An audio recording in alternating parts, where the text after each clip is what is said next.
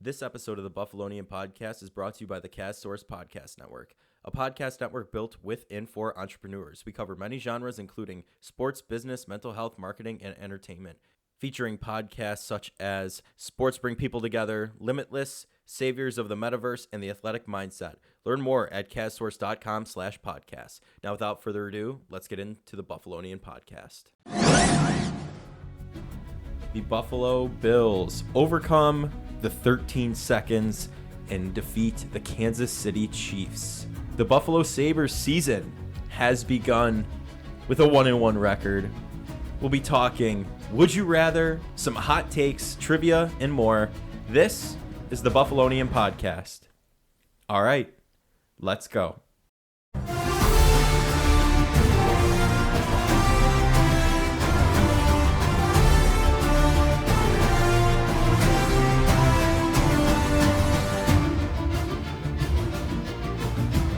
We are back with the Buffalonian Podcast.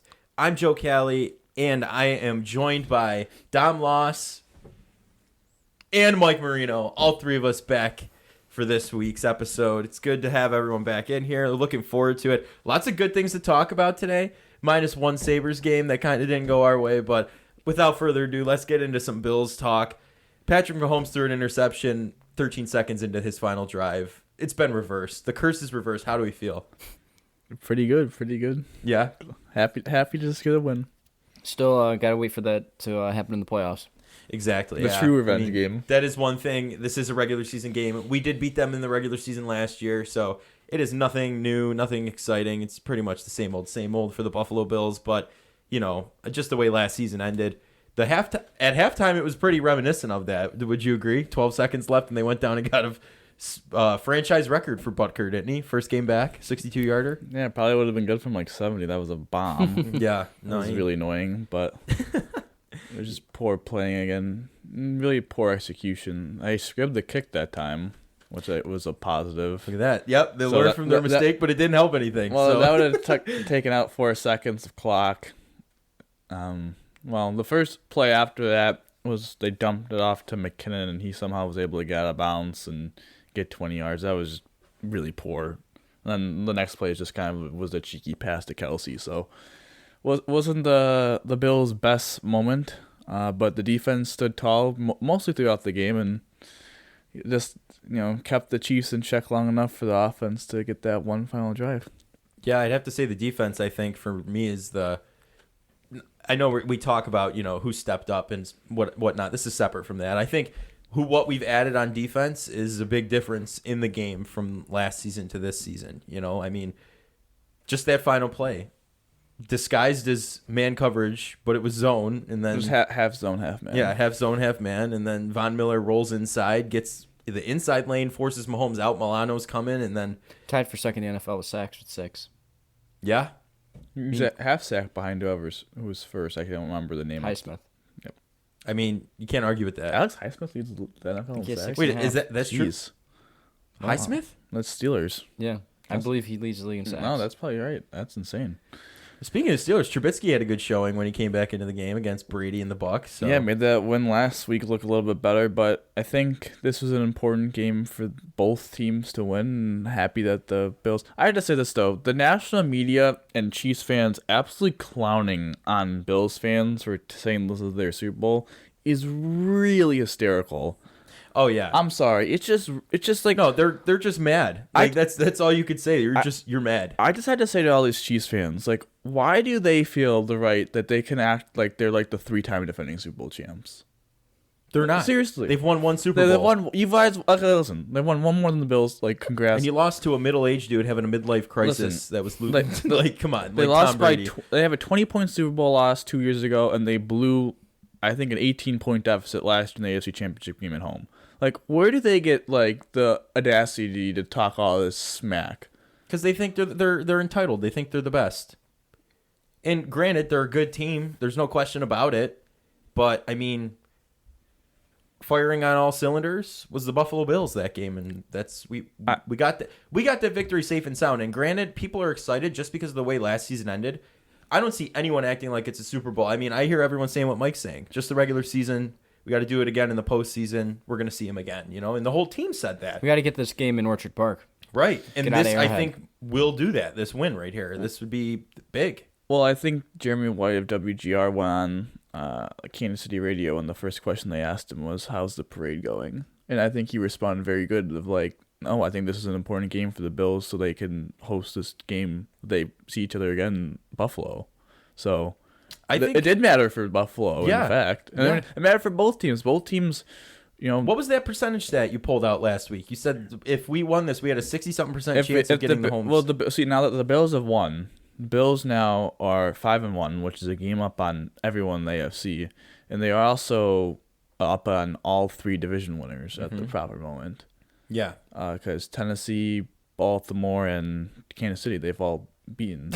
And like, please tell me a team. This is another thing that makes me like upset about like people trashing the Bills. Like, please name a better team, a team that has a better road resume than the Bills. 2 home games and we're 5-1. They beat Baltimore on the road. They beat Kansas City on the road, and they absolutely smashed LA on the road. Exactly. And one thing I want to point out about Baltimore and KC. Close games. Come from behind victories. One score? One score? It's possible. Oh my gosh. Josh Allen can't win a 1-score game. I don't want to hear that ever again. That was a 2020 stat. Or last season 2021. 2021. 2020, he was these close games he actually did win. It's just inflated because of last season. And we did it again. I mean, the Ravens especially. There's no question the Bills can do it. I think I've seen the Colin Cowherd meme going around today where the Bills media team again strikes. Well, they got to take that down. Yeah. But I think this is an important game for the Bills in the aspect of they are now easily have the 1 seed all to themselves. And this is different from, I think what is, this win is way more impressive than the win from last year in Kansas City. Because if you look at what Kansas City was this year compared to last year, I know people are going to talk about Tyreek Hill not being there, but the Chiefs' defense when the Bills played them last year was arguably the worst defense of all time. They were on a slump when we played them bad. And then offensively, they were still in that people playing that too high safety, they couldn't figure it out, and Mahomes was throwing all those interceptions. This year, like, the Chiefs had the number 1 offense. Their defense, while still not great, is better than the worst defense of all time. Right. They have a good secondary and a good pass rush. Not the best, but not the worst, And they're still at home. And the Bills, I think the Bills in that Sunday night game played pretty close to their ceiling. I would say the Bills did not play particularly close to their ceiling this week. It's when I broke my toe on your fridge. I remember that game. Yeah. I would say both. It was interesting. I would say both teams really played their B games. Yeah. And maybe you want to. I honestly want to say Kansas City played maybe better than their B game, but I would say Buffalo definitely played their B game. I mean, we'll talk about who was bad and who was good. So I'll stop getting into that far. But again, it's a big win. This is different from It's a better win from last year, and this is, the part of the season where the Bills now, after they beat Kansas City, their season started to fall apart a little bit, and they went on that slump. Mm-hmm. The Bills cannot afford to go on the slump this year. I'm glad we have the bye week right now. But they have the bye. Bye week's huge. They're going to get healthy. Trey's coming back. I assume against the god-awful Green Bay Packers. So yeah, that game's not looking too bad. Obviously, the Jets. Did you see Aaron Rodgers? Oh, we have to simplify the offense. Yeah, then, and the coach is like, I don't know what that he means. Aaron Rodgers back on those psychedelics, man. Just should have retired. Well, I'm gonna. You know what? I apologize, Mike. I know Mike does the trivia around here, so I may be stealing a stat or a potential question. Potential question, but maybe. When was the last time the Bills were 5-1? Let me think.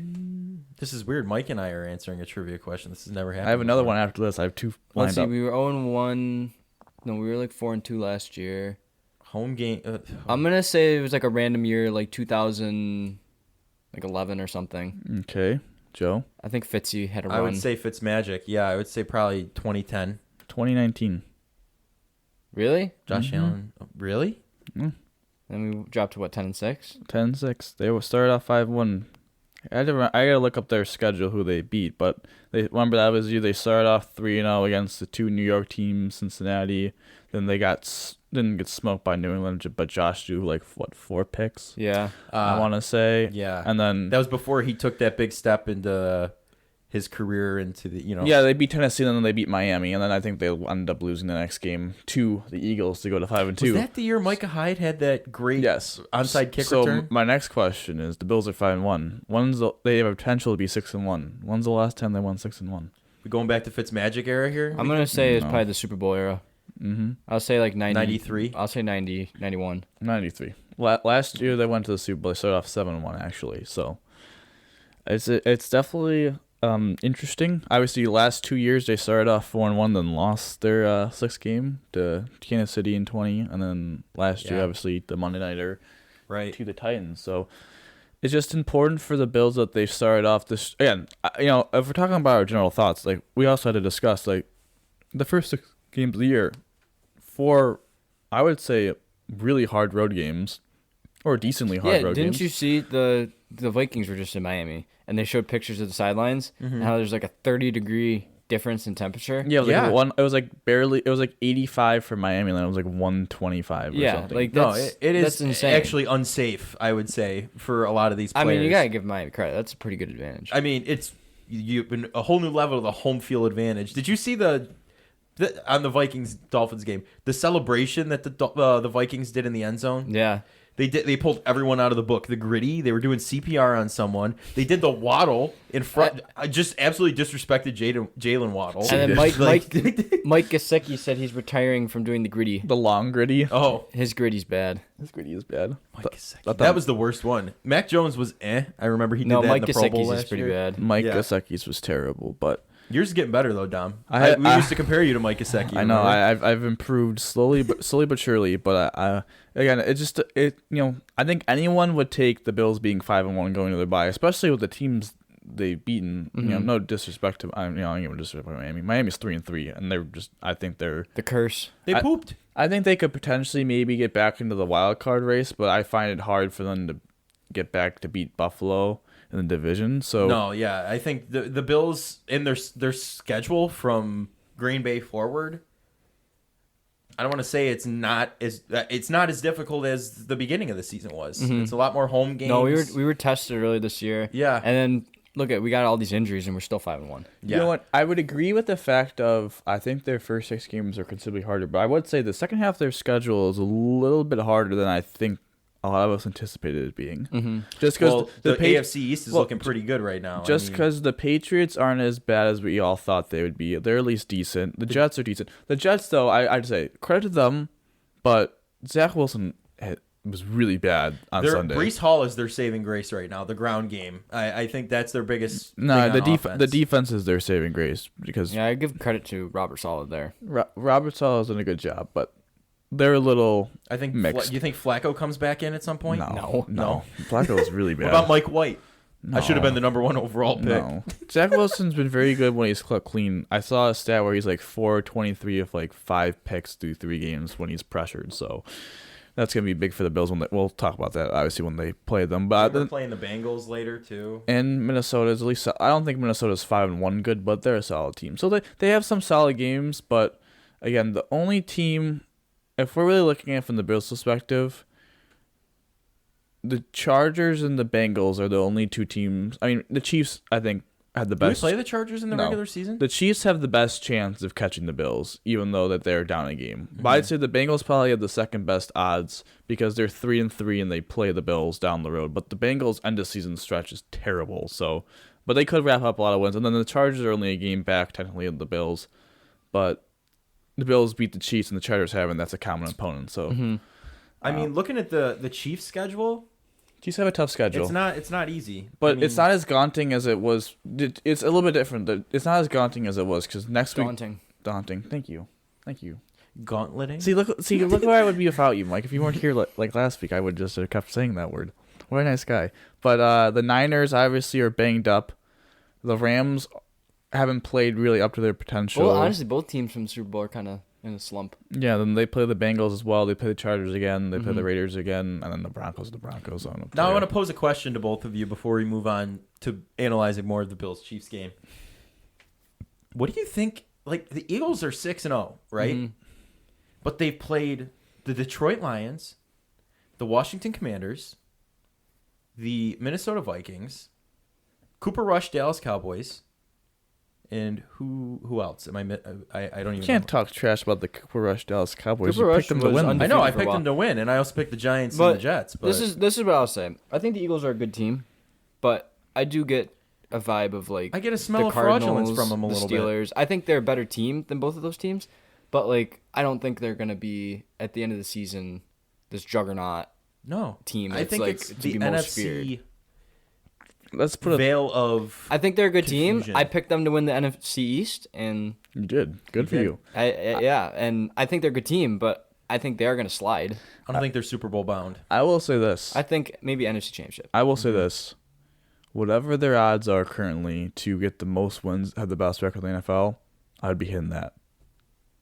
I think they fall off. No, they're going to be the one seed in the NFC.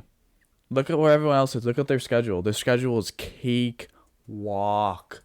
Let me. What did they finish Live last year in the read of their division? schedule. 2? They made the playoffs last year. They did. lost to Tampa in the 2. wild card. Their schedule is cakewalk. Read their schedule Yeah, off, I'm Joe. reading it off. It's cakewalk. Okay, so next game they have the bye week this week too. Next game October 30th against the Steelers. November 3rd Texans. November 14th Commanders. November 20th the Colts. November 27th the Packers. December 4th Titans. December 11th Giants. December 18th Bears. December 24th Cowboys. And January 1st the Saints. And January 8th New York Giants. That's 13 wins at least. I'm sorry. That's 13 wins. I think they're a good team, but I think they're going to slide. I don't see them. I think they're going to go. I think they'll go 13 and 4. You know what? I think I can agree that they could be the 1 seed because Tampa is not the Tampa they were a few years ago. No, they're Tom The Brady's having NFC issues. West is just kind of a mess right now.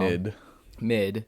And then NFC North, like, I don't see the Vikings being number 1. I don't see the Packers going on a massive run. So, yeah, I could legit see the Eagles being the 1 seed. Right now, the only thing that would be like, I don't know. I just think they're like I would consider them to be pretty decent favorites to go out of the NFC. Other than if Tampa could get their stuff together, and if Dallas maybe if Dak comes back and plays with a vengeance, I think they could potentially have a case. But other than that, like other than those 3 teams, like I don't think anyone's real. I mean, Minnesota, I guess is kind of could, but I don't trust Kirk Cousins in the playoffs. I don't know. So we're gonna step back to the Bills, but I think the Eagles are overwhelmingly favored to be the number 1 seed in the NFC, and I think they have a goodest chance as any to go to the Super Bowl. And they're a good team. I mean, we do like put them against the Bills. Compare them. Like, what do you think? Like, if they were to play us next week, say they didn't have a bye and we didn't, and we were playing each other, how does that game go? And they played on a neutral field, like the Super Bowl. I would think the Bills would be 3-point favorites. So they technically be a home team favorite, quote unquote, because of 3 points. No, it's just 3 points. Like I think if they played it. Well, no, I think the Bills would be like 4 or 5 point, 4-point favorites. So I think if they played in Philadelphia, I think the Bills would be a point favorite. And I think if they played in Buffalo, they might be like a touchdown favorite. That's fair. But like if they played on a neutral field, it'd probably be about 4 points. They probably think they're a little bit better than if they played in Philadelphia, they probably give the favor to the Bills. So that's how I look at it. Both teams have good defenses. Both teams seem to have good coaching staffs. Other than the fact that the Eagles, for every reason, in the second half suck offensively. Yeah, no, I don't know what's the up with Cowboys that. actually started making a move in the third quarter a little bit. I mean, they kind of stalled, but then they brought it back. So The Eagles have some good wideouts. They have a good offensive line, good running game, really good defense. But that's one thing I think we're lacking is Sanders. You know what I mean? That kind of a running Sanders back. isn't an elite running back, though. Right, but Him and they're running him the right way. Yeah, but him we're and not. Singletary- I mean, no. Singletary had a game though. I mean, Him and Singletary are the same. The difference is the matter between the Bills and the Eagles, how they're constructed, is that the Eagles are paying their quarterback peanuts. But the fact is, Josh Allen is at least a tier or 2 above Jalen Hurts. So Josh Allen's arguably the best quarterback in the NFL. Yeah. I don't. No, there is Allen Mahomes in their own juggernaut tier, and then you have tier 1, 2, and 3. Yeah, and Tier 1 Hurts is Brady like Hurts Rodgers. is probably tier 2, so that's probably the difference. And then I'm sick of hearing though the 4 Brady, Rodgers, Mahomes, and Allen. You got to separate them. Mahomes and Allen top. Sure. And based off this year, those 2 vets probably drop. So Should've that's retired. you're right. You're right. You're right. They both should have retired. Yep. So looking back at the Bills-Chiefs game, as we got a little sidetracked, let's look at the positive players who stepped up, coaches included, and the people that fell short. So, Mike, you start us I'll off. start with the big fish free agent there, Von Miller. 2 sacks, making a difference on that last play, caused Mahomes to eventually throw that pick. And he's playing, I think I saw a stat, he has 6 sacks, and he only plays, 60% of defensive snaps? If that. Yeah. If that. So the They fact that we're rotate him so keeping him, often. the fact that we're keeping him fresh, and the fact that he's staying healthy because he is 33 years old, it's just paying dividends. Plus, it gives guys like Russo and Oliver and Basham, all these young guys, he's a really good mentor for them. Mm-hmm. And just overall, he's just made such a difference. And, I look at the last play, he kind of broke through. And then also Milano standing there, causing Mahomes to double clutch that and then throw it. And then Taryn is able to jump the route, get the pick, go down. Tony Romo perfect. couldn't believe it. Oh, he also predicted the exact score before the game started. Yeah, that was he said crazy. 24-20. But that was a designed rush by Von to go to the inside to break his contain. And It's nice having an elite pass rusher. It is nice having a elite pass rusher. It's also nice having legit defensive tackles. Because we're seeing out these 2 linebackers. They're playing at a high level because they're getting kept clean. Tremaine had some really nice plays. No, And shout Tremaine's out earning a Jordan contract. Poyer for driving 15 hours to get there. Yeah, it wasn't just a rib injury; it had a collapsed lung. Yeah. Where was that in the injury Nah, report? he needs that bye week. Yeah, they need that. He definitely needs that bye week. But what a trooper! Went and played the entire game too, and played well. So, But having legit defensive tackles like Daquan Jones, obviously they had Oliver, but Settle, and having Jordan Phillips back, it's helped. One, put pressure on the quarterback from the inside of the pocket, but it's also kept these linebackers clean while they're playing at a high level. So they deserve to get shout out. But the man that needs to get shout out is Leslie Frazier because he, for whatever reason, he never gets a head coaching position, which is insane. I think also he's loved in Buffalo, but when they lose in the playoffs, he's the number one always blame. the scapegoat. Yeah. He's always a scapegoat. So is McDermott, to be honest. Both of them get a lot of hate. But Yeah, well, that last playoff game, they shouldn't have been playing such soft no, coverage. he made a mistake. There's absolutely no doubt. But overall body of work. No, you got to respect Leslie Frazier as a coach. Well, what they did is that they adjusted their game plan. One specifically to the Chiefs. ESPN read a stat where the Bills were 28% man coverage. Against the Chiefs, they were 54%. So they really, physically challenged these receivers. I also liked how they adjusted throughout the game. In the beginning of the game, they did what they normally do against Mahomes, which is rush 4 and just don't do anything.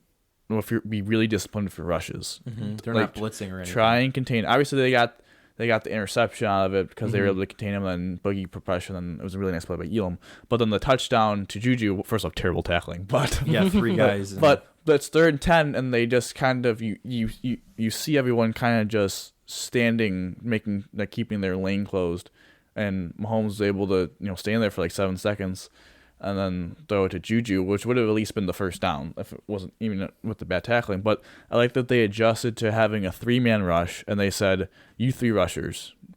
At the end of the game was Rousseau, Miller, Oliver. Just go, just go. Don't worry about your rush because what we're gonna have is we're gonna have a 4th person, a la Matt Milano, spy, and wherever he goes, Matt's gonna follow. And then behind him, we're gonna play with our 2 safeties. We're gonna play Dane Jackson. We're gonna split time with the other side, of Elam and Benford. We're gonna have Terry Johnson, and then and then we're gonna have Tremaine, and then we're gonna also use Saran Neal as they had everyone as a linebacker, but more of a pass. He was a little bit brutal. I'm not gonna lie. So they overthought Saran Neal a little bit. Yeah. With the whole Kelsey thing. This is one thing that makes me really frustrated with the Bills, is that they always get killed. Listen, the stats are always true that they do very well against tight ends, but they always get killed by Kelsey, and they never draft or really go after a nickel linebacker hybrid who can do that, who can take Saran Neal's. But to Saran Neal's credit, him playing so physical throughout the game definitely did wear out Kelsey at the end. So it worked out. He also, he only played 12 snaps, and I think he had 3 penalties. So Yeah. a little brutal. But Leslie Frazier deserves a ton of props for game planning to your opponent and making in-game adjustments, and they held the Chiefs to 20 points. Yeah. And that was their full arsenal too. It's Shout out QB1. Yeah. Only quarterback to beat Mahomes twice at Arrowhead. And wasn't this the first time Mahomes was not favored? The Kansas City Chiefs were not favored at home against an opponent at home. And more Air Josh.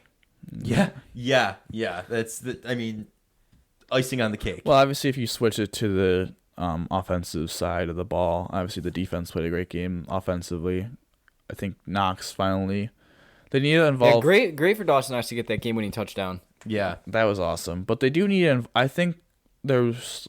I hope Josh is starting to look for him a little bit more because I think he needs to be utilized a little more. He needs to be option 3 more now. I mean, obviously Gabe has been the guy that's really stepped up and been the number 2 wideout. He didn't have a catch in the second half, which I thought was interesting. I think they had coverage on him pretty. He good. only has 14 catches this year.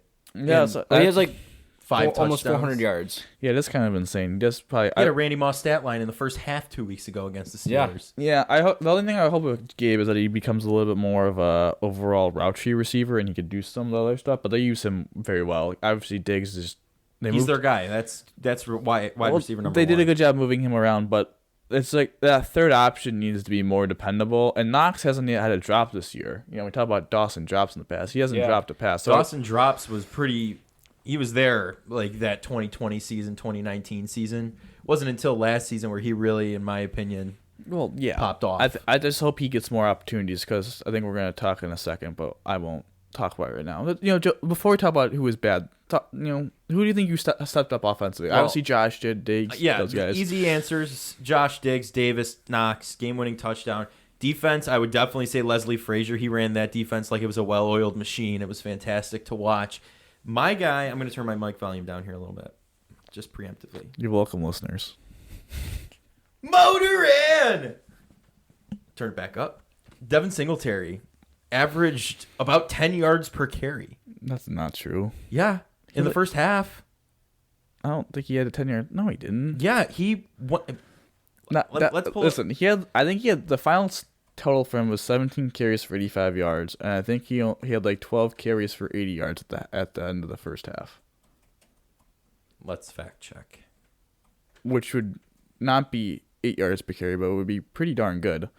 He had a really good game. I thought the Bills' offensive line did a good job keeping Allen clean for the most part. Mm-hmm. Obviously, with Spencer Brown going down, hopefully he's all right. They were able to run the ball very well in the first half. Second half was a little bit more congested. Motorhead had a very good game. Very good game. He had one play, though, that made me, scream at him. And 6 yards a carry. But still, he stepped up, in my opinion. I mean, I know the player you're about to say, so I'm going to say... You say it. No, I'm going to say my good stuff first. I'll let you rail on him, because he's my good guy. I don't want to say anything. No, he didn't have it was just the one third... I believe it was third... No, I'm sorry. It was second 3... Because the third one it was second 3, and he had the first down pretty much if he runs forward, and he danced like McKenzie did against the Ravens and didn't get the first down. And then I believe the Bills turned that ball, didn't get the first down at all. So that was the one, what do you do in play? But yeah, he deserves some praise. That offensive line deserves some praise too. Yeah, they opened the holes for him. I mean, I think this just goes to show Singletary can do what you need him to do. He looked like he did in the postseason last year. Towards the end of the season, he was running well, getting the yard. He was dragged a couple guys on one play. He did what he was supposed to do. I mean, Zach Moss is just taking up space on this roster, in my opinion. He's just doing nothing. So he is doing nothing. He got healthy scratched. Yeah. It's interesting too because Mike alluded to how they were keeping Von fresh. Von played 76% of the defensive snaps. Mm-hmm. So, they obviously were keeping him fresh for this game specifically. Yeah. I also think it's the same thing of Devin, is that we've been complaining about he's RB1, he needs to be RB1. He had 86% of the snaps. Yeah, he was. So, James Cook needs to improve to the fact of where that number gets 70-30. Mm-hmm. But Zach Moss, I say cut him. They play the top guns. Yeah. I mean, honestly, and like you said, I want to pop back to Leslie Frazier for a second. You mentioned he's not been a head coach anywhere. He has with the Vikings, but not since becoming this juggernaut defensive coordinator. And I think maybe this season would be the one where, if the Bills do go all the way, I mean, where it might happen. There are teams that need head coaches. Look at the Carolina Panthers. I mean, they've got a pretty solid defense right now to the point where he could step in and take that pretty well. But I mean, I think offensively, Singletary for me, because he's just back to motoring, and then back to defense, Leslie Frazier. All right, before we go to who was bad, I have another question for any of you. Oh, well, any of you guys can answer. This is hysterical. Okay. Who was the third highest graded Bill according to PFF on Sunday? Oh, it was probably some really random player, huh? Get credit if you can name the top two. I'll say if you guys can name the top three. Top two are easy. The third one. Diggs is probably top 2. Allen's number 1. No. Right? Maybe Vaughn.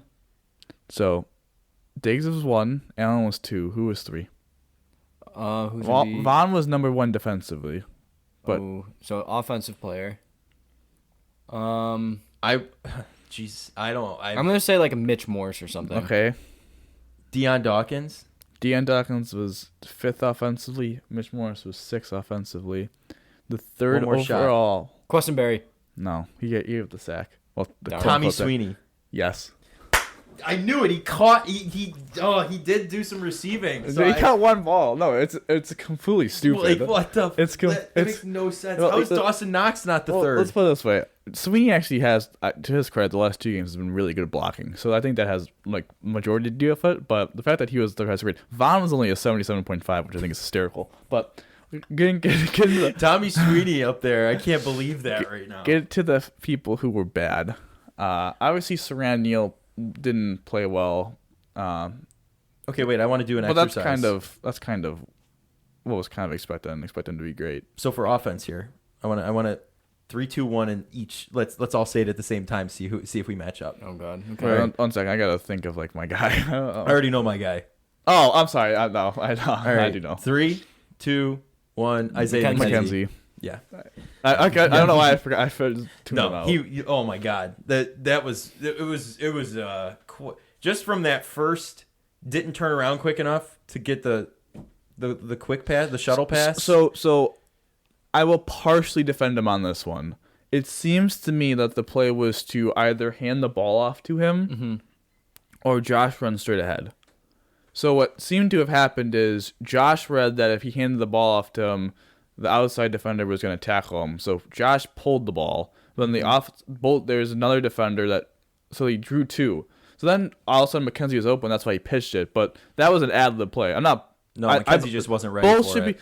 Allen should be a little bit blamed because I think that was a little bit of a reckless play. But McKenzie also needs to have his turn. He's got his head on a swivel. And if he in that situation, you need to fall on the ball instead of just kick it. But I'll defend him a little bit on that one. The other stuff is indefensible. When I saw that happen, I mean, my heart just sank. I'm like, this is happening all over again right now. It's classic Bills right here. They're gonna just first drive, and just blow it. But Mike, what do you think about the rest of the catastrophe of McKenzie, if you will?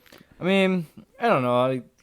I think coming into this year, I thought he was going to be a little bit more impactful to an extent where I thought maybe he was going to be like that slot guy. And I can't say so far this year that he's really been like that main slot guy. It's been mainly Diggs. Davis has kind of been like a deep threat playmaker. When Crowder was healthy, he was getting targets. Shakir kind of had his game last week. Yeah. Do you think we're missing Bees at all? For that third down slot guy? I don't think they're missing Beasley. I mean, maybe just that reliable over-the-middle guy. But, I feel like we have guys that can do that. Like, if you use Dawson Knox or, Shakir and all that. I think Shakir should get more of his touch. I don't think they're missing Beasley. But I think it's time for Shakir to get more of the runs than McKenzie. Yeah. McKenzie's just one of those guys that ball security has never been his friend. No, remember the punt returns and kick returns last year? He was fumbling all over him and Marquez Stevenson. Well, they just never, Whatever happened to him? He's on IR. Oh, I don't know. But he's on short. He can come back. Also, who was suspended for 6 games? Oh, Andre Smith, but he got cut and then he's gone with the as soon as he's eligible to come back and practice. Gone. Yeah, that was kind of funny. He's posted something on Instagram like, "I'm back," and then he got cut by the Bills. And he got signed with the Jets, so good for him. Yeah. But he drops that ball in the end zone, which was just really poor awareness. Because McKenzie's one of those guys, not a great route runner, but has speed, so he could run he could beat man coverage, but he'll just zone coverage is always his enemy because he doesn't read the defense well enough. And in that situation, he beat his man so cleanly that you just, once you got open grass, you just had to stay put a little bit. Because the throw wasn't a perfect throw, it was behind him. But if he slows down and doesn't try and run at 100 miles an hour, he doesn't trip, he doesn't have to adjust, and it's a touchdown. And then he dropped that one ball first play from the 2-yard line and was like, oh my God. Yeah. I mean, it's inexcusable at this point. I mean, especially for a guy that's been a in the team veteran for that long. Yeah. He needs to, listen, he's a good leader in the locker room, it seems. He needs to go back to that gadget role, and then he needs to start giving Shakir more of his more run. For like solid slot, it's got to be Shakir. But like you said, gadget. I mean, get the AGT guy on there. America's Got Talent. Sing the Backstreet Boys. He's got to dial that down a little bit. We got to come back to. No, I don't think he needs to dial any of that stuff down. I hate when fans complain about players having fun. That was more of a joke than anything. I know. But like, no. I mean, like in general, people would probably make that comment, but. If anything showed that OBJ has a spot on the team if you like it.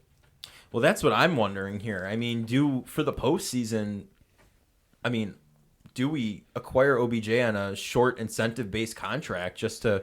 I mean, they probably he took his contract in Bitcoin last year. I mean, let's just be honest. I don't think so. They don't have the cap space. Even incentive-based, get it cheap. No, I don't think he would take it. I don't think he wants the Michael Gallup contract.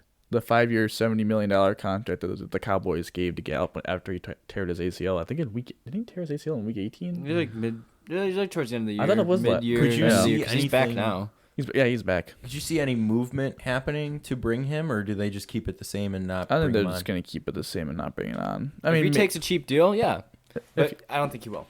You think he'll? I'm not saying like 5 years. No, but I don't think. I think he. No, but I think he you wants. Think he wants that? I think he wants that. Or does he want the ring this season and then that? No, I think he wants to get paid.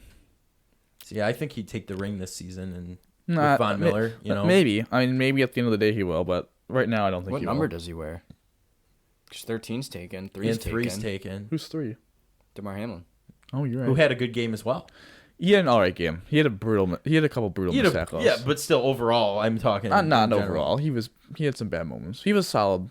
He's solid, but yeah, good, not great. I wouldn't say good. Solid. Good for me is solid. No, solid. Good means like he was good. Solid. No, okay. Solid means like he was in that slightly below average, slightly above average tier. I'll say meh. Then that's what that means. All right, mid.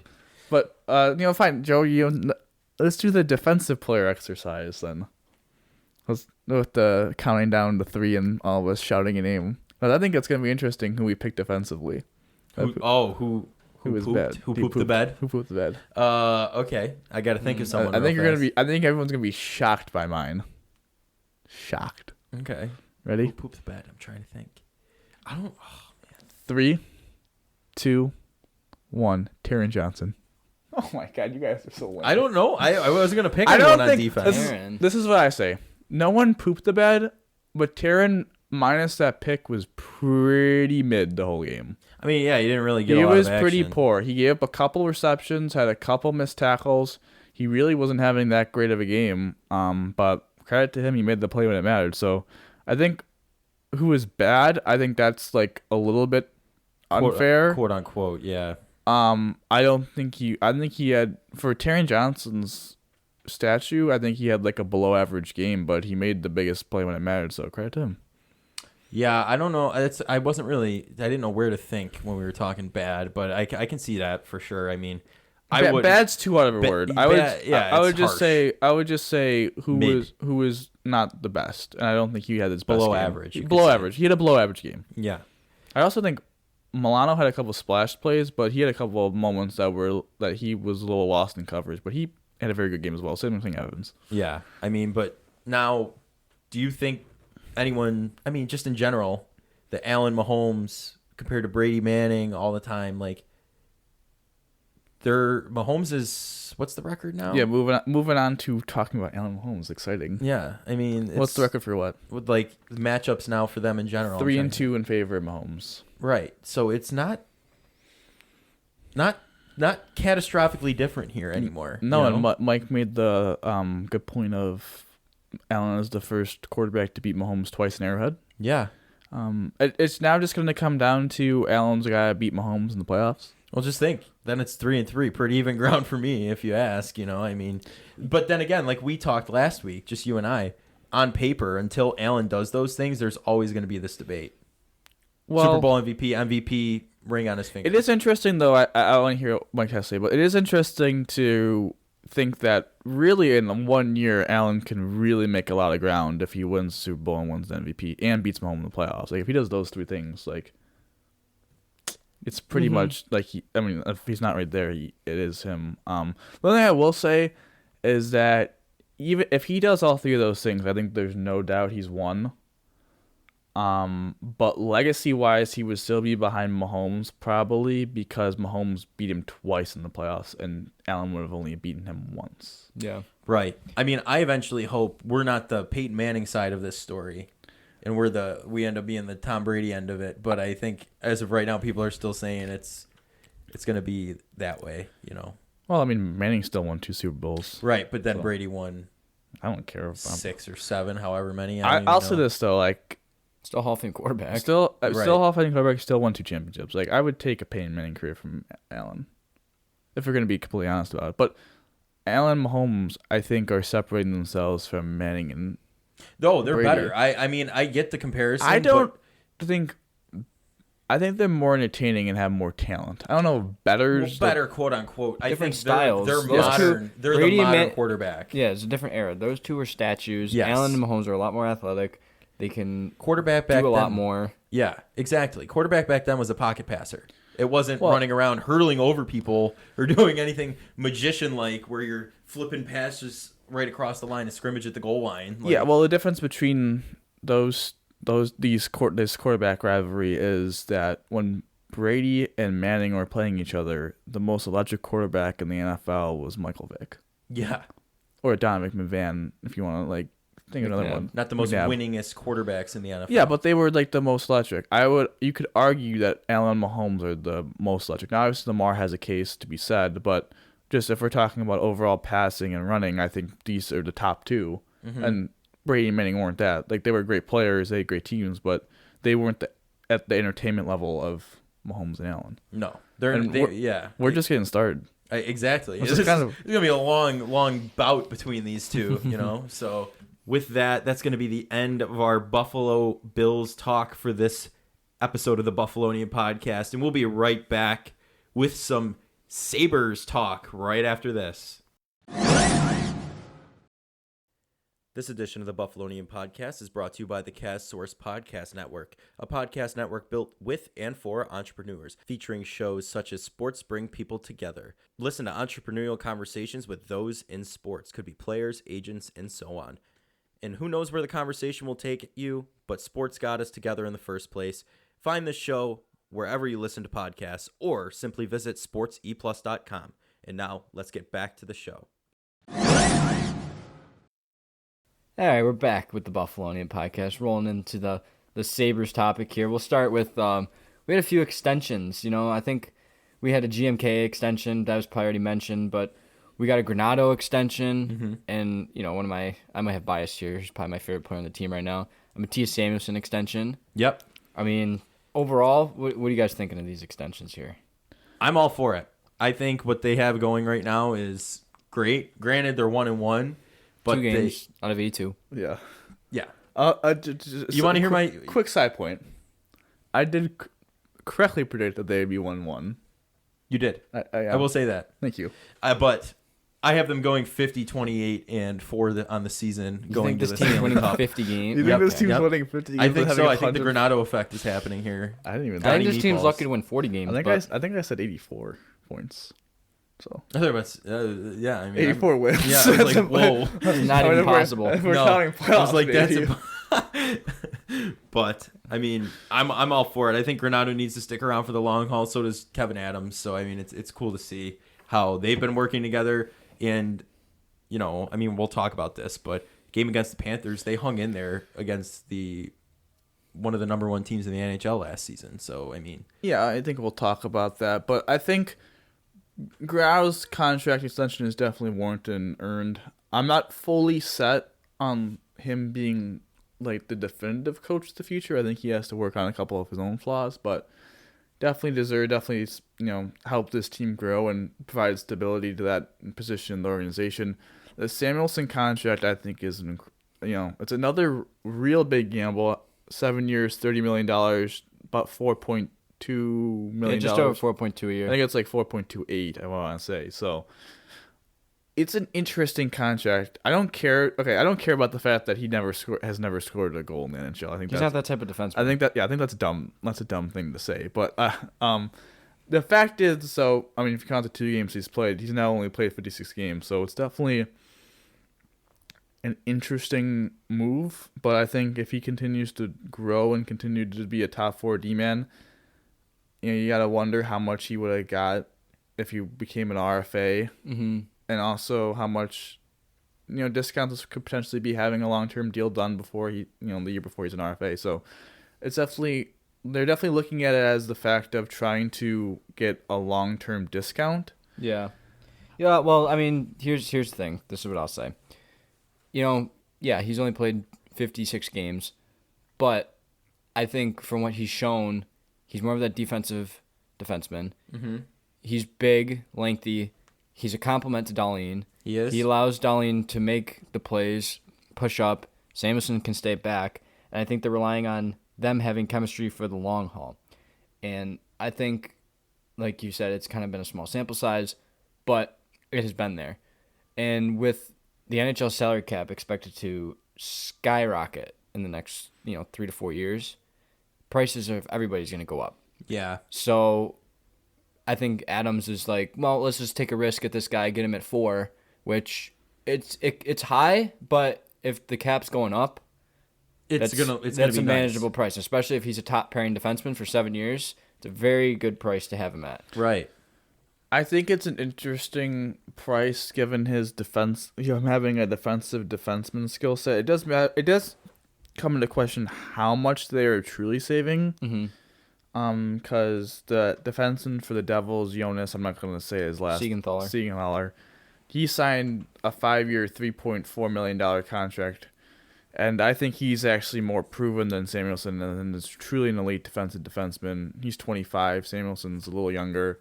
Obviously, Samuelson signed for a little bit more, so maybe they had more money because of that. But it's just interesting that if you look at that as a comparable, the Sabres got probably a slightly worse bargain compared to his comparable, but it's not the end of the. I don't think it's a big enough difference to really complain about. But it's just a fact of how much are they truly saving. But again, they're buying all of the years, pretty much in his prime, his years of 20. So yeah, right. You do have to pay. That does have a tax per se, but no, Kevin Adams is taking gambles. With Samuelson contract, even the Tage Thompson contract. I mean, he only had one breakout campaign. So he's banking on he's going to sustain that for the next 7 years, paying him over $7 million, and that's another guy where it's like, if it fails, yeah, that's a hefty price, but if he can become that top line center, consistently 30 goals, 60, 70 points, that's a very manageable cheaper contract. than Jeff Skinner. Well, it's interesting the fact that I was complaining last podcast about their lack of rewarding people in the organization from ice time. They don't have that shyness giving out these contracts. It's like with Thompson, as you said, Samuelson, they feel like they have something, they're gonna sign you long term. So it definitely is interesting. I wonder if we're gonna see anyone more throughout the season, get signed. I would say no, because usually players don't like having in season contract talks. Yeah. We'll talk about someone later though that I think deserves one, but so transitioning from Samuelson, obviously, I think overall, if we had, let's just go around 1 second and say what we'd give it. I think it's a B contract because I think it's a risk, but I think it has the potential to be an above average contract. Yeah. I have bias. I think I like the contract a lot. I like that we're keeping him around. So I'm gonna say A. I'm going to give it a B+. I'm going to go right in between you guys. I mean, I'm a gambling man myself. As you can see from the betting on the Bills pod, I took the Giants and the Jets. They both won. Say that 5 more times. Like the gamble, and that's what Kevin Adams is doing. He's putting all his chips in he's splashing the pot, if you will, like a game of Texas Hold'em. And I like it. I mean, he's only going to get better, in my opinion, at least. I mean, I know there is the option of going down, but I mean, I'm thinking along the lines of he's going to just develop and get better here and be a solid defensiveman for the rest of his tenure here. So I'm giving it a B+. I think those are both fair grades. And then thank you. We talk about thanks for your validation. So we've been talking about here extensions, keeping guys around, bringing old faces back. I think we all kind of figured RJ wasn't going to be gone. No, he was going to come back. He's in his new role with like social media and all that. Right, and he's been so connected to the franchise too. I mean, how can you detach at that point? It's like a part of him, So like a leech. It's good to see him stay around the organization. Yeah, no, it's cool for sure. And the new fan favorite too. So and the dog. So Doggo. Nice to have the dog around again. Doggo 2.0 is here. So and then just simple moves. I think Bjork, he cleared waivers, so he's down in Roch. Shane's off of IR. It's just weird that Bjork changed to 15, and now Shane has to wear 8. That's just might change. That's your gripe. That's your gripe. Yeah, dude. Anders Bjork looked good at 96. Change the jersey now because I changed Eichel's 15 to John Hayden. Now I got to change it to Bjork. Just gonna keep that jersey. Keep the Hayden. I'm gonna just keep it in circulation. They just can't. They can't find that a good replacement for that number. I guess. Nope. Until there's a good one, I'm changing the name every time. But yeah, so I mean, they've only played 2 games. They beat Ottawa first game. Mm-hmm. Last game they lost to Florida. I think overall those 2 games, they look good, but they're definitely far from perfect. Right. I would definitely agree. I think you could tell that we're a very young team. I think inexperienced. I think. Well, the Senators are a solid team. I know they're off to a little weak start. So they played a pretty poor first period against Ottawa, and then the last 40 minutes was pretty much even hockey. Obviously, they get the 4-1 win. And then the Florida game, they got... I mean, there's no other word to say that. They got dominated in that Florida game. Yeah. That game was... Well, again, that's the President's Trophy team from a year ago. Still, they got absolutely shellacked. And listen, they only lost by a goal. I think that's another thing that has to be mentioned, is that while they did get outplayed, I would say they definitely got outplayed against Florida. And I think that Senators game, they kind of stole a little bit, because I think the Senators were slightly better, but it was close enough where goaltending could win the game. Good for Craig Anderson. But the Florida game proved... The Tom Brady of the NHL is on our team. The Florida game proved that while they got dominated, they were still competitive. They were down a goal the entire third period. And I mean, they didn't really have any chances in the third period because Florida did a good job shutting them down. I would say a lot to improve on. And obviously, that's a young team. Mm-hmm. Both in game 2. What? It was only game 2. Like 2 games. It's only game 2. A lot to improve on, both player-wise and coaching-wise. Yeah. Because Granato really butchered the end of that Florida game. The fact that your goaltender was only out after, was there 19 or 29 seconds left? Something like that. Yeah, they should have pulled him at a minute something. I don't know what they were doing. Listen, even, I know in the perfect world you have offensive possession, but the fact of the matter is they weren't getting that. And at some point, you just got to bite the bullet and get your goalie out. Right, because you either lose the game or you lose the game on an open net goal. It's the same outcome unless you know what I mean? You got to just take the gamble and pull them out. So before I completely rip Granato, I do want to let's talk about the positives first. I think that's important. So Dahlin's off to a really good start. 2 goals, tied for the team lead. Mm-hmm. Team lead in points. Yep. 3 in points. Craig Anderson, really good start. Mm-hmm. Really quality start. Good for him. Even, what's his name? Comrie. Not Sean Connery. I think of James Bond when I hear his name. Comrie. Like Connery. Eric Comrie. He's had a decent... Eric Comrie, solid start. I thought he got strung out to the Wolves. So. Oh, yeah. No, trial by fire for sure. Yeah, so against Florida. The 4 goals, people are going to look at that and complain about that, but I actually thought he played pretty solid. I actually think the Breiskin-Labuskin pairing has played pretty well. Mm-hmm. Mm-hmm. I think Samuelson and Dahlin have been meh. They haven't been as dominant. Dahlin obviously has the points, but you like for him to be a little bit more dominant. And then that line that I was super concerned about last pod, the Krebs Cousins Peterka line, was just incredible. Yeah. Both games. The Cousins numbers aren't as great, but I think that's a little misleading. I think he's played very well. I think Peterka's obviously... Krebs, I was hating on, probably been, you could argue, their best forward with Peterka. And obviously, Asplund has the best numbers, but him, Posto, and Gergensons have played their roles very well. I think Tuck has played pretty well. I don't think Quinn has been bad. I don't think he's been great. I think he needs to slow down Mm-hmm. And he needs to make quicker decisions. Yeah. Right. He's got to kind of process things. He's not going to be in the next game, so he'll, just be able to relax, watch the game. Let's talk about that in a minute, too. Yeah, but I mean, I don't know. What do you think of Middlestat? Well, Middlestat played very good in the first period against Ottawa. The last 5 periods, he sucked. Yeah. He went from terrible. good Middlestat to classic Middlestat. So if we're talking about the good and like the mediocre, that's what we got. The bad is this: the power play's been brutal, and that was so predictable. I'm sorry, so predictable. Get Casey Middlestat off the power play. Krebs has been very good 5-5, terrible on the power play. Jeff Skinner's never been a good power play player. I have no idea why he's on there. Right. No, they need to put their most dominant players on the power play. That doesn't make any sense to me. The PK has been hit and miss because they gave up 2 power play goals, but the discipline needs to improve. Because they had 4 penalties against Ottawa, they had a lot against Florida as well. They need to improve in that area because they're not good enough to be giving up all these opportunities on the power play against, and they're not good enough to be terrible on the power play. Right, and that's cost them. The power Jokiharju has just been an absolute train wreck. Yeah, no, I'm not liking that at all. And it hasn't all been. Jokiharju has been terrible, but power has not been good. And we're 2 games in. Right, and technically it's his 10th game in the regular season. Still. So. Yeah, people are saying he's a bust at first overall. Like, really? Yeah, let's just take a minute here. He only played 8 games last season and 2 this season, so he's only played 10 regular seasing games. What, 19 years old, 20 years old? He's 9. Yeah, he's younger than us. Yeah, he's 19. Yeah, he just needs to slow. He kind of like Quinn just needs to slow down a little bit, slow down just a tad. So that pairing's been bad. The first line, really predictable.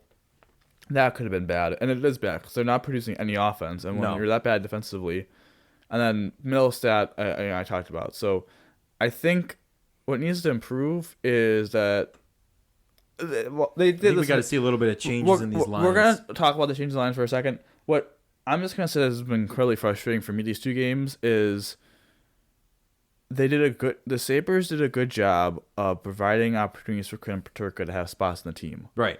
But I have just no idea why they didn't think to improve on the Middlestat and Olsen spots. It is really mind-boggling that they didn't. Really mind-boggling. Middlestat's been brutal. Olsen is just... 2 empty netters. I know, it's unbelievable. Whenever a team plays like that 1-1-3 trap where they try and make you dump and chase, Olsen just can't do anything because Olsen is terrible defensively, terrible in transition, can't pass. The only thing he can do is shoot. And when you don't have when the puck isn't either caved in your end or you can't get in the zone, this is just completely random. It's completely random. Did you see Artemi Panarin's goal last night? Yeah, he had oh my god, it was a rip. No, that was a beauty. It was top right corner. No, that thing was beautiful. Your Rangers were looking pretty nice, dude. Artemi Panarin, 10 points in 4 games. Yeah, Hart Trophy. Yeah. He should have won it 2 years ago. Yeah, he's making $11+ million. Are you missing? No, he's like what, the 3rd highest paid? Well, technically still the 2nd highest paid because McKinnon's contract hasn't been in. Here's my question for the Sabres. Move away from those Rangers. Are you missing at all Lawrence Pilot? Do you think? No. I think he be better in some of these spots? I think he is better than Jokiharju right now. I think he's better than Bryson. So yeah, I mean, I don't agree with that. I think power with Pilot. I don't know Double what the P pairings would be, but I think have one right shot. I don't know what the solution is. I'm just. You think they screwed the pooch? I think. No, I'm not trying to be overtly negative. The classic Sabres hater over here. No, I don't think they screwed the pooch. I just think they've made moves that I think were predictable that they were gonna make, and then the moves that they made there was like negatives that I think everyone thought were negatives, and it's been proven through 2 games. And obviously we're 2 games in, but I don't think Middlestat's going to turn around. I don't think Jokiharju is going to turn around, and I think Olsen is what he is at this point. So when you look at those 3 players, it's tough. Yeah. So looking ahead, obviously they play tonight against Edmonton. Eric Comrie gets to start. I want to talk about the lines because I think this is what coaching has to do with it as well. I don't know what Granato saw, but he really made a mistake with the lines the first 2 games, and it really cost.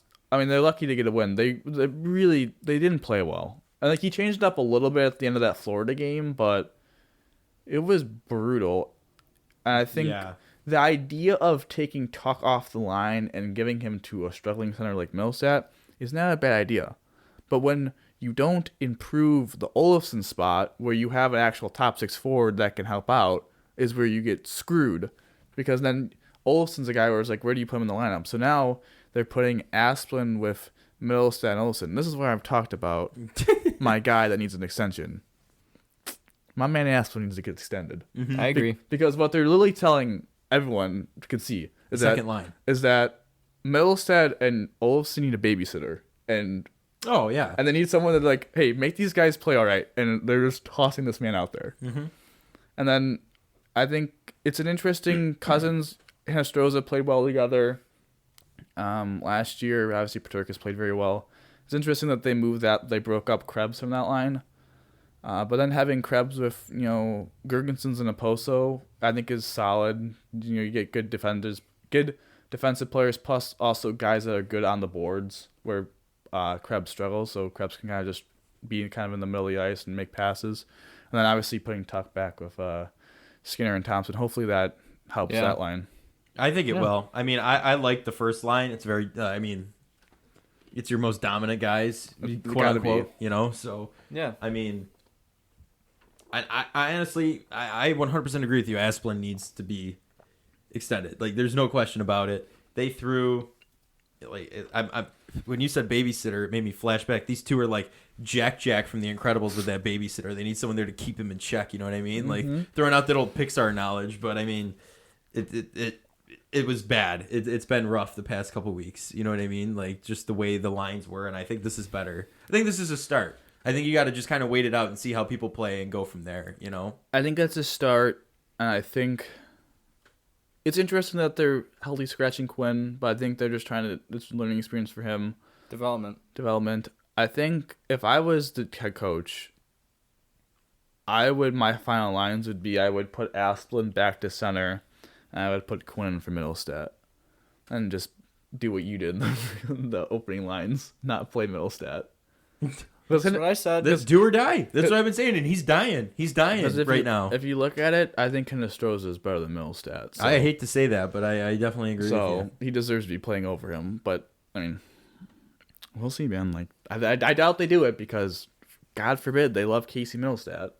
Yeah, I mean, I don't know. Yeah. I mean, honestly, the first period of that first game, I'm like, wow, he's playing competently. He's passing all right. Like, things are going well. Are we looking at a new Casey Middlestat? Then from that point forward, absolutely not. He went reverted to his old form. Well, it's like the whole Casey Middlestat hive came out after the game, not a game, like, oh, Casey played very well. And I was like, okay, yeah, he played good for the first 20 minutes, but he was brutal on the power play. Mm-hmm. He's getting PP one time. Yeah, if you say that on Twitter, you'll be personally attacked by any Casey Middlestat follower. So, I mean. I know. So the 3 games that. 4. Well. 4-game road trip. Okay. You'll count the week. Sabres after dark. So let me make fun of Mike here, because I know that this is a 4-game Western road trip, but we will be recording we're obviously recording now on Tuesday, so we'll be missing our reaction to the Sabres-Oilers game, and then we will be recording next Tuesday, which will be the Sabres-Kraken. So we will have 3 games to discuss next pod, which will be the Oilers game on today, the Flames on Thursday, and then the Canucks on Saturday. So I think all 3 of these teams are pretty solid. The Canucks keep blowing 2-goal leads, which I think is hysterical. 3 in a row. Well, That's what your personal phrase there, your catchphrase. 2-goal lead is the most dangerous lead in the sport. So. Dude, it is. It's the most dangerous lead in hockey. And then the Flames are obviously a Stanley Cup contender. So the Oilers, but the Oilers continue to have like David defensive and problems. Draisaitl. That's all I had to say. Yeah. So I correctly predicted that the Sabres would be 1-1. I'm going to say that the Sabres are going to go 1-2 in the next 3 games. I'll say 2-1. 2-1. They're going to beat Edmonton. They're going to lose to the Flames. They're going to beat Vancouver. Yeah, I think they lose to the contender, but Vancouver and I think that's McDavid will put up like 3 points though. Yeah. All right. I got 1-2. I'm an optimistic guy. I want the Sabres to do well. Well, I mean, you're pretty gosh darn optimistic. You wait. So when you say 1 and 2, is there an overtime loss or just 2 regulations? 2 regulations. They get 2 points. Yeah, 50 wins. That's my. Why don't you give your? Because if we're being honest, I think they're going to beat the Kraken on 2. Like, I think they're going to split the road trip. Is what I'm saying. Okay. But like, obviously, we have 3 games to talk about. So. Yeah. Okay. So in a whole, they're 500. In a whole, I think they're going to end the road trip 500. But we're not going to be talking. The Kraken game wouldn't have happened next time we record. Okay. So I think they're gonna lose the Oilers. They're gonna I'm gonna say they're gonna lose the Oilers. They're gonna beat the Flames, and they're gonna lose the Canucks. Wow. I'm gonna change it up a little bit. Wow, look at that. That's it's a good. I like that, honestly. Thank you. I mean, Good I'm not agreeing with it. How many games will Jack Quinn play in his next 3 games? I say 1. He'll miss 2 games. He'll miss 2 games, and then he'll be back for the last 2. All right. What about you, Joe? I mean, honestly, I'm just trying to think about it. I mean, it's just. I think 1 game. Yeah, I think Comrie starts tonight. Well, I know he starts tonight. I think Anderson starts Thursday, and then I think it's a toss-up for Saturday. I remember when you two were going at it about Anderson last year, and what I mean. I said I was fine with him coming back. Yeah, what are you thinking now, big guy? it's been 1 game. It's been 1 game, but I think Anderson in a short spot could be good, but UPL is still down Rochester. If I recall, that's what I said. Yeah, but I said Anderson as a 3 was fine. Where's UPL? And then Where's literally. UPL? You guys were like, "Oh no, he shouldn't even be on the roster." I was not included. Shouldn't even be on the roster. I was the bystander. And I said he's fine mentor, number 3 goaltender. This is all I will playing say. 20 to 30 games. This is all I will say. I did call him dog shit on a football field. I do remember that. This is what I will say. Where is UPL? Right now? Yes. In Roch? Yep. And he would not be in Roch if Anderson was on the team. Yeah, but I honestly think he should start in Roch. Oh I think so too, to get playing time. I think It's not about... Yeah, it's just about like where he's getting games. I think he should be playing in the NHL. I'm fine with him starting the year in But would Roch. you rather sit the bench Because the whole season? In the mid-season, Anderson will be a healthy But what scratch. if they want to use Anderson and Comrie, and then you gotta drop another player at some point? That's what I'm saying. Okay, yeah, Sheehan gonna like? I mean, I could see where you're coming from, but I'd rather him get game after game in Rochester. Well, to now start that the they're season. locked into doing that because they re-signed Anderson, which I was saying they shouldn't have done. That's why I was against the Anderson thing. It's worked out so far through 1 game, as Mike said. My last question before we move on to our fun stuff. Who do you think is going to be the leading goal scorer for the Sabres after 5 games? Tuck. Darlene. Darlene's currently at 2. You think he's going to be? How do you think he's going to? What's score? he on pace for? 82 or something? Wait, goals or points? Goals. Well, let's do goals and points. How about that? Oh, okay. Goals, Olofsson. Points, Darlene. Okay, he's going to think Olsen's going to bounce back. I would agree points, Darlene, but I would have to say that unfortunately, Party in the USA is gone. I think Skinner has an outing this next game. Really, I think Paterka will be leading in goals. What is his goal song again? The new one, Skinner's. It's not Party in the USA anymore. It's Whitney Houston. I wanna dance. I want to dance with somebody. I'm a little sad to see the Party in the USA go. Good goal song. But Paterka's going to be the leading goal scorer through 5 games, and I think Darlene will be the leader in points. So, with that being said, we're gonna hit you with the Would You Rather trivia right after this on the Buffalonian Podcast.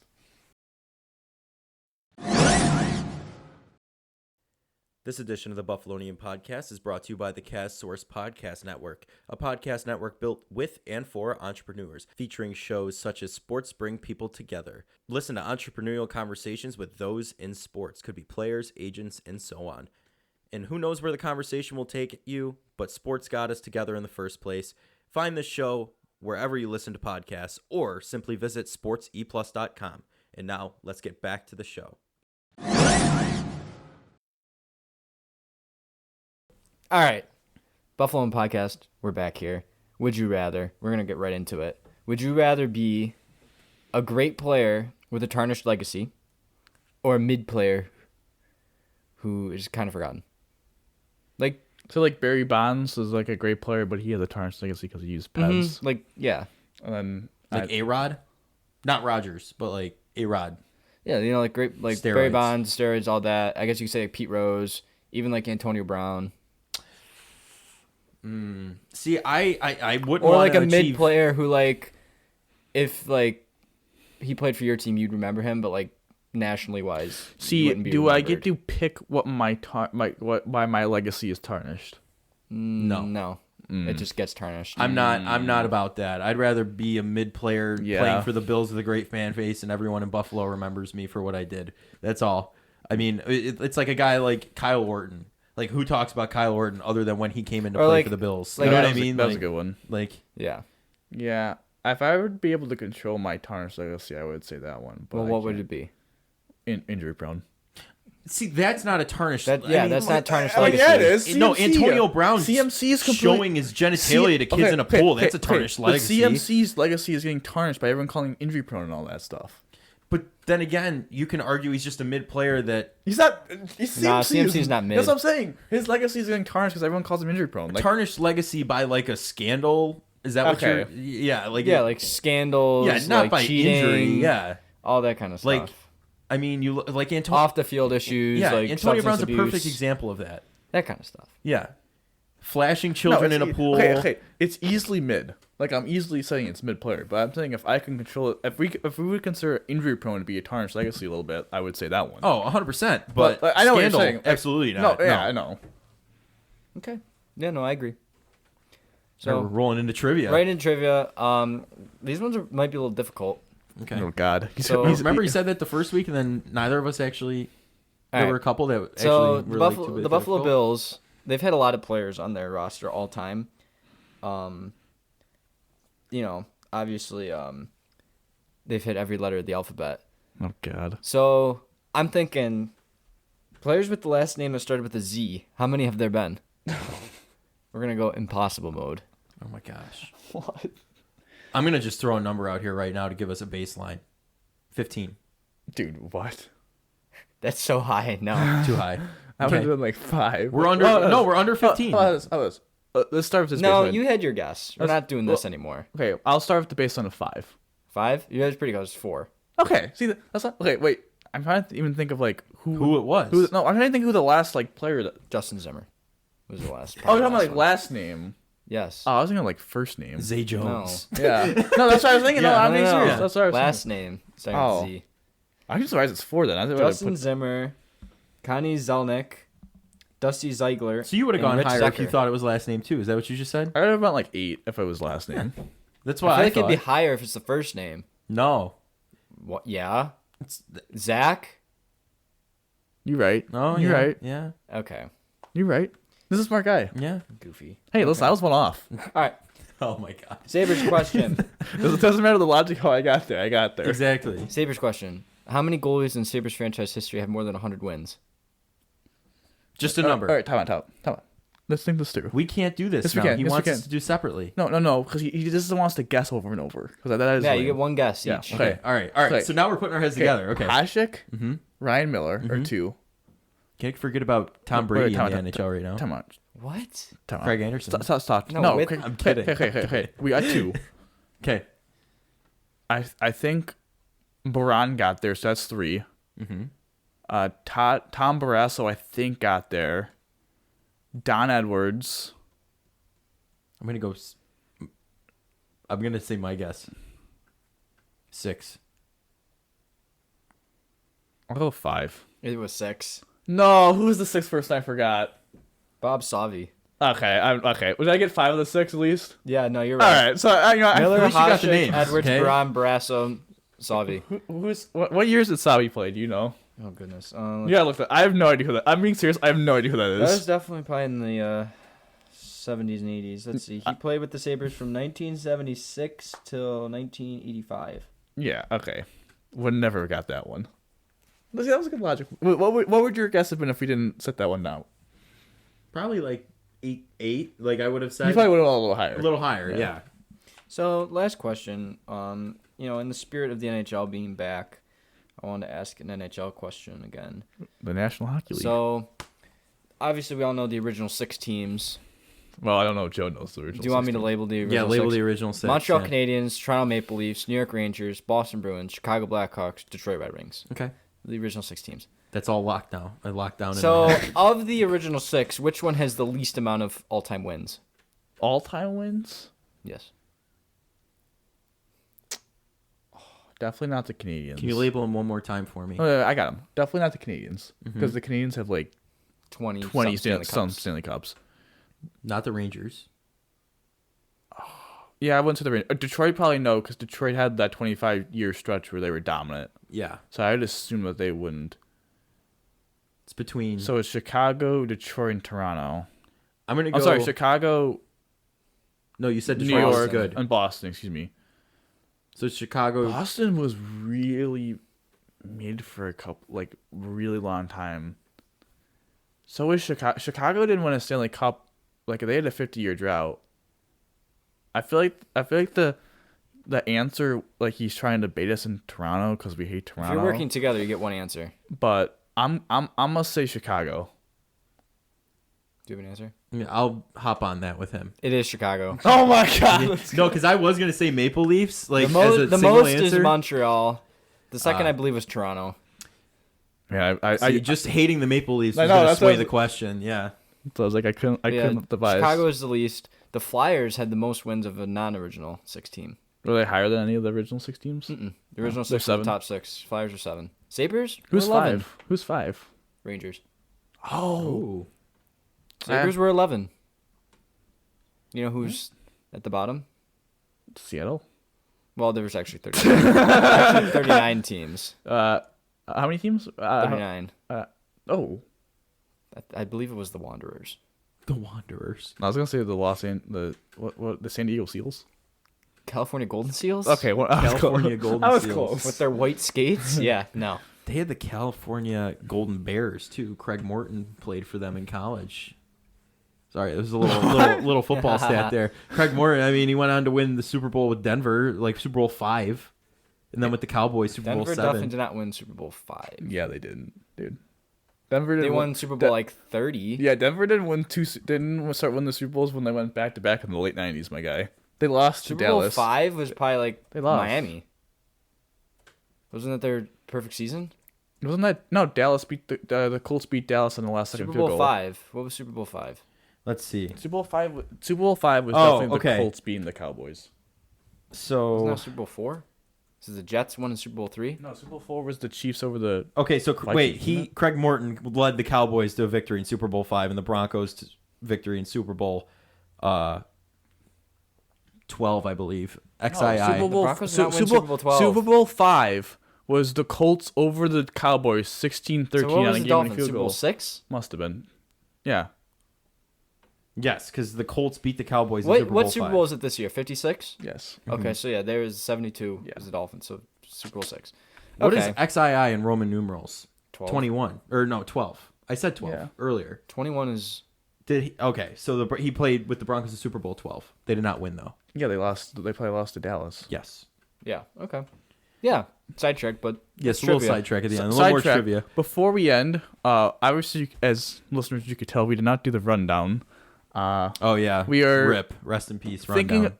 of taking a little bit of a break from the rundown, but we are probably in the next month or so will return when the Amherst season gets a little bit deeper into their season. Yeah, More just interesting so to talk about. We can actually fill it up. Yeah. Not just a couple stats. Yeah. That would really be it. But Make it worth your while. yes, exactly. But without further ado, that's going to end it for the Buffalonian Podcast. I'm Joe Callie, and I've been joined by Dom Loss and Mike Marino. And Dom, how do you always end these? Go Bills, baby. Go Bills. I don't care. My picks are my picks. I'm I not- don't care. I don't care. Listen, your picks are your picks, but We're not supposed to be giving advice to people. We're supposed to be giving our picks and giving the records of our picks. no, we're supposed to help. People might listen to us and be swayed by our picks, but you're not swaying anyone by your picks because you're just saying, "Oh, luck." What? Most of them hit. It doesn't mean that just because your outcomes are good doesn't mean your thought process is good. So what? Anyone can have their own thought process. Someone wakes up and has an itch on their stomach. Oh man, that means I'm taking the Giants today. That's like a suspicious thing. What? Yeah. But People think, oh, I put a purple shirt on Why today, would so that's any- a Ravens bet. Like that's just, it's not necessarily all statistics I'm not based. Gambling is by the gut. What you think. It's not all statistics based. But why So would- what? I have a baseless claim about the Giants. So you- absolutely demolishing the Ravens. So wait, if you wake up and you think the Jets are going to win the division because they're 3-2, I bet on them. Not for the division. That's outlandish. I'm talking game by game. A divisional bet, that's different. Or winning the conference. That's big. That's a whole season bet. I'm talking game by game. Any given Sunday. That's all I can say. Any given Sunday. You keep calling up these metaphors. Any given Sunday. That's not a Of metaphor. course, that's fact. Any given Sunday is an absolute fact. Right. So any given Sunday, the Giants could But beat you the could point that Ravens. at any pick you make. That doesn't mean it's a good pick. Exactly. And I can pick what I want. I don't have to pick based on what I'm the not- on-paper best pick is. Honest to God, I don't care that you pick the Giants. I'm not saying that's even a bad pick. What I'm saying is a bad pick is your thought process. Doesn't make any sense to me. My thought process is my thought process, and it makes sense to me, and it has gotten the same record outcome that you have. So there's no reason that I shouldn't rock with it right now. And we'll see. So like all I gotta say is, I disagree, but we'll see. All right, Dom will be going 0-6 next week, and I will be 6-0, and we'll be coming back at you Tuesday with the Buffalonian Podcast. I'm Joe Kelly. Dom, how do you always end these? Go Bills, baby. Go Bills.